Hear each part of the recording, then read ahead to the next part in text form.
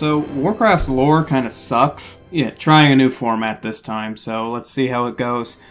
I'm just going to be giving myself prompts to talk about for a while, because I feel like that leads to a little bit more organic of an experience than just, doing everything with a script. And yeah, you get to see my face, so I can throw this up with clickbaity face reveal like anyone gives a shit. And if you know anything about chroma keys and blue screens and stuff, yeah, I know. I want to fix it too, I just don't have the capacity to right now. It's gonna look like crap for a while. I care more about the sound quality than the video quality. So, to get onto this subject, Warcraft lore kind of sucks. Side note, I only played Warcraft 3 and some WoW, so this is all just going to be based on what exists in the games, not in any of the auxiliary material. I have utterly no interest in reading any of the Warcraft books. But at the same time, I honestly didn't really know people took this very seriously until YouTube started recommending me people like Noble, who, despite the fact that I find his chosen occupation to be kind of, silly, he does a really good job with it, and you just gotta admire that. Anyway, these are my criticisms, because some people take this shit seriously. Let's get into that. Why do I think Warcraft's lore is kind of terrible? Kind of. I think it's awful. Right, the first thing I would say here is that in a story, typically you need conflict and then change. Due to the nature of an MMO, it's pretty difficult to have things fundamentally change in any real way. Even the big shock value stuff that they did with the burning of that Night Elf capital was kind of... Did this really change anything? No, not really. So we're stuck in kind of like this cyclical time loop to where nothing can really change, but we need things to feel like they do. It leaves the story feeling very Groundhog Day. Yeah, you're stuck doing the same things over and over and over again, and with the same story being told. The Horde are assholes, the Alliance are a little bit less of an asshole, and then they fight. Woohoo! Maybe, if we're feeling incredibly generous, they put aside their differences and fight against a common foe. Woohoo! I have not heard that story enough. Beyond that, there's a general tendency to keep things that people like. Okay, I'm shooting this after the fact. This is kind of an addendum onto what I was saying earlier. The problem with the cyclical storytelling here isn't that so much that they keep redoing the same things. It's just that they keep redoing the same things in the same way. An example here comes in... I need to look this up. Where they burn Thidrisil? Jesus Christ, that name is difficult to say. They're clearly setting up this character... Dalian Summermoon, these names are ridiculous, as being a parallel to Sylvanas, but they don't do anything with that. It's one thing to recreate a character arc, but what you should do when you recreate a character arc is recreate it and then have your characters make different choices. It's not interesting to see somebody who goes about the same choices as somebody who you've already seen. So, instead of having the person get all bitter and butthurt that I was abandoned or whatever, or I was forsaken, haha, I see what you did there, you should have the character redouble their initial efforts and go, yeah, I failed. I did everything in my power to do it, but I still did. Oh well, get a second chance now. Give Sylvanas in this Dalian whatever the same character arc, but make them make different choices. This is a fairly simple, storytelling technique. Whatever. This was just a slight addendum I wanted to do here. The problem isn't that they're always, redoing story arcs, it's that they're redoing story arcs in the same way. Characters go through the same trials to become basically the same people. That's a problem. And a great example of this is in the character Sylvanas. She started basically being kind of an annoying unit in the Undead campaign. They brought her back in the expansion. She exists as a representative of undead people who are not part of the Scourge now. The leader of the Forsaken... The capital city is ours, but we are no longer part of the Scourge. From here on out, we shall be known as the Forsaken. pretentious name. And then she swore revenge on it. And then she swore revenge on the person that, killed her and brought her back to life. As people might tend to do. Then when the expansion Wrath of the Lich King comes around, you kill the Lich King, finally. You kill the guy that killed her. Credit where credit is due, the initial idea appears to be very sound. She threw herself off the Citadel, realizing now that she has nothing left to live for, showing us the hollowness of revenge. Then they brought her back. Apparently, in the meantime, she went to hell, and now she wants to avoid doing that again. So she wants to live forever. Which, if you want to live forever, maybe you shouldn't piss off everyone on the planet. The best way to live forever would probably be to live where no one else is. But, whatever. This kind of ruins the story, if you ask me. You bring a character back when they should have just stayed dead. This isn't even the worst character that they've done this with. You are not prepared! I'm just gonna say it right now. Illidan sucks. Especially in Legion. For one thing, I've never found the character all that interesting. I think I skipped my teenage edgelord phase. Imprisoned for 10,000 years.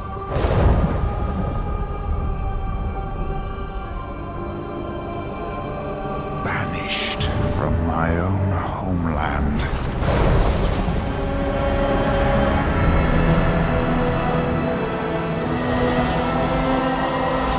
And now you dare enter my realm. Yes, we get it. You're edgy. Congratulations. Can we move this along? But the main tragedy of this character seems to be that his brother and him had their eyes on the same girl, and she chose his brother. Which, okay, dude, get over it. It's been 10,000 years. I know people who've taken like a long weekend to get over a relationship. Hi, Justin. But beyond that, in Legion there's generally an issue with... The term Mary Sue is way overused, so I'm not going to use it here, but the issue with Illidan in Legion is the narrative becomes overly focused on him. He was right all along, and we were the bad guys for, doubting him, or whatever the hell the story was supposed to say. The entire story feels less like a World of Warcraft and more like, how could this happen to me? I've made my mistakes, got nowhere to run, the night goes on. Beyond that, they've ruined the perfect chance for a good redemption arc. Here's a quick TLDR on redemption arcs. Your character needs to 1. Realize they've done something wrong. 2. Try and fix that. 3. Symbolically come to terms with the thing that they did wrong. I would look at this and go a little, well, what do you expect? It's WoW. But they did it correctly in the previous expansion. This is Marode? Whatever. When he should have been protecting people, he was out getting revenge. And that's a decision that has haunted him forever. There was an alternate universe version of wherever he was. Long story, I'm not explaining it. And by the end of his story in that expansion, he comes to terms with what he did wrong. So, with his last breath, he dies protecting someone. That works. That is a good redemption arc. It is not Shakespeare, but it works.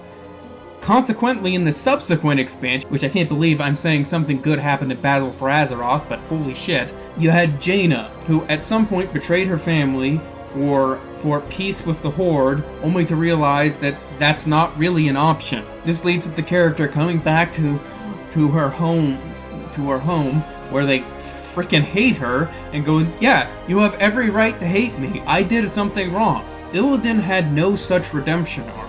We were just sort of told that everything he did was correct and right. This might work in the lore, but it's a really unsatisfying story, and nobody who's not already a fan of Illidan is going to like this story. This might come across as rambly if you don't know what's going on. I'm not good at giving context, I apologize. I care far more if the good story is being told rather than sticking to some arbitrary rules someone made up, because, well, you can just change the rules if you want to. So, yeah, the major issue is they don't tell very good stories, and what they do, they freaking ruin.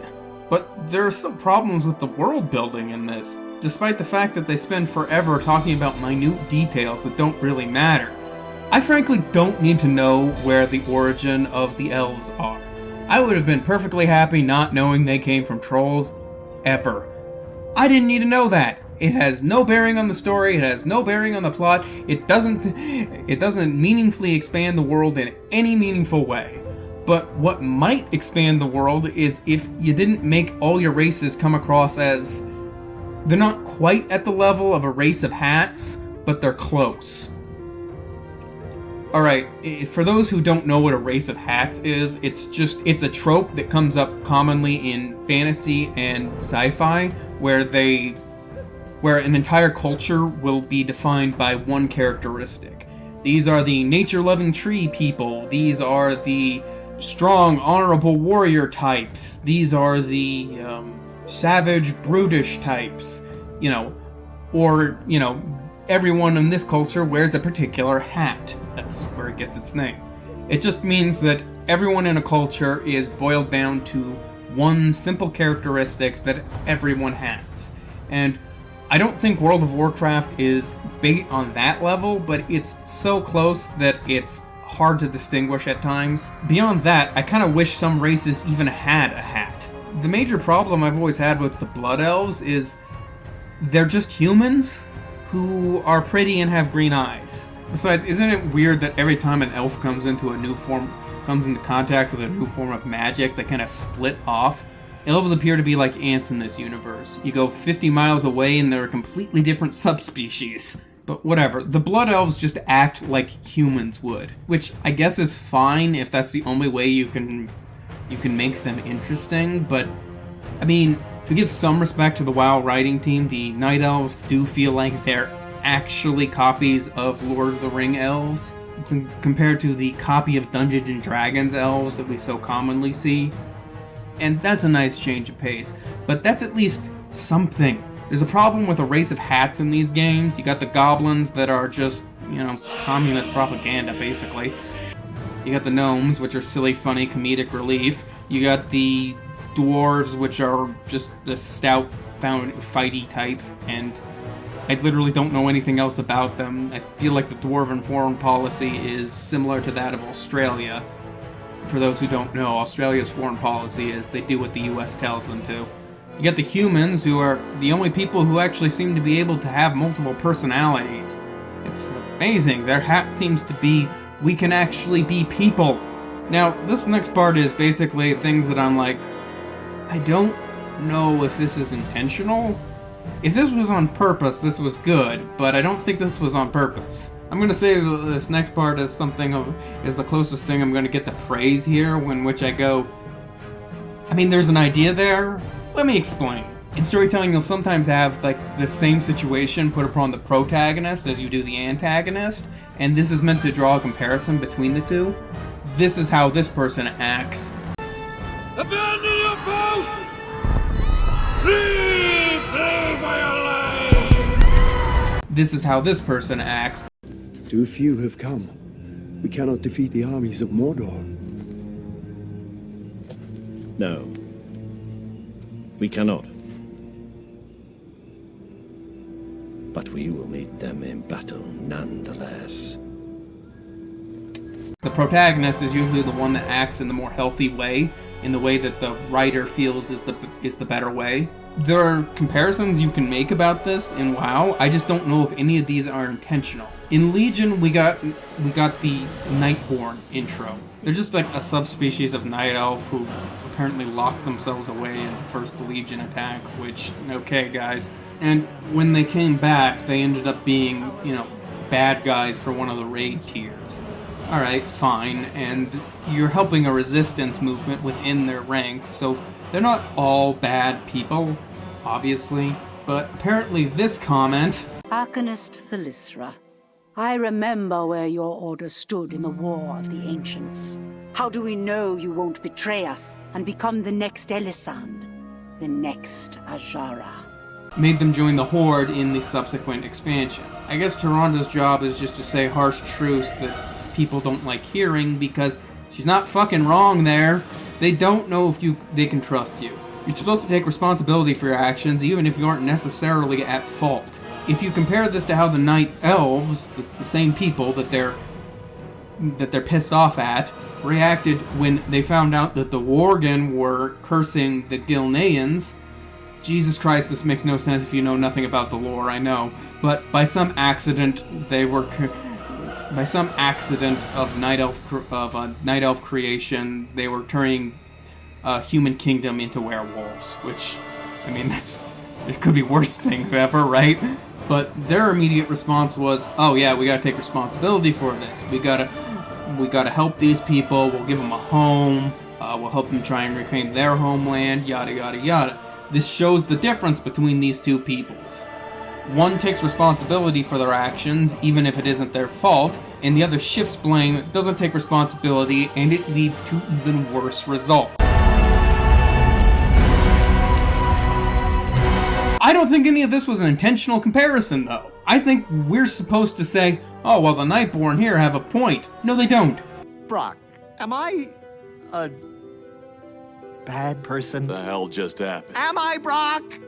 This leads me into my next observation, which is one of the other reasons I think someone over at Blizzard has actually read Lord of the Rings. Although the races in Lord of the Rings have what you would call a tragic flaw about them, the elves are kind of arrogant, the dwarves are kind of greedy, men, above all else, desire power, Ints are slow to react to anything, that sort of thing.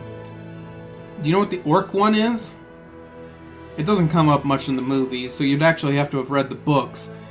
They're cowards. When the hammer quakes, orcish cowards' bones will break. They follow Sauron and Saruman and Morgoth, not because they are evil by nature, but because they're fearful by nature. They were created to be scared. Everything bad the orcs do in World of Warcraft is because they're scared. They drink the blood of a demon because they're scared. They attack the Draenei because they're scared. They start attacking the Night Elves because they're scared.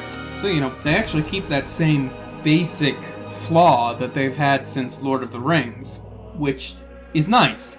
But again, I don't think I'm supposed to notice that. So with those last two things in mind, what's the difference between the Horde and the Alliance in this game? Besides one's red, one's blue, and one is, like, the love child of all the developers. For the life of me, we'll never understand that. If there was a summation on the differences between these two peoples, between the humans and the orcs, the Night Elves and the Nightborn, the Blood Elves and the Draenei, it's that one group takes responsibility for their actions, the other group does not. I see this pretty commonly. I can't be blamed for my actions. I was being X'd. I was being manipulated. I was being mind controlled. I was being whatever. Yeah, but you still did something. Don't tell me that you don't have anything to make up to people who you tried to commit genocide on multiple times. You do. I don't care that I'm not that person anymore. Then show me you're not by your actions. And again, I don't know how much of this is intentional. Is the intention to make this entire story is about how you should take responsibility even if it isn't necessarily your fault? I don't know. But that's the only overriding narrative thread that I could find. Anyway, regardless of what I say, this is not going to stop people from enjoying it, and I'll admit that I have a morbid curiosity about the storytelling enough to follow it. I'll never consider this good, but it might be entertaining. To teach the world that it no longer needed guardians.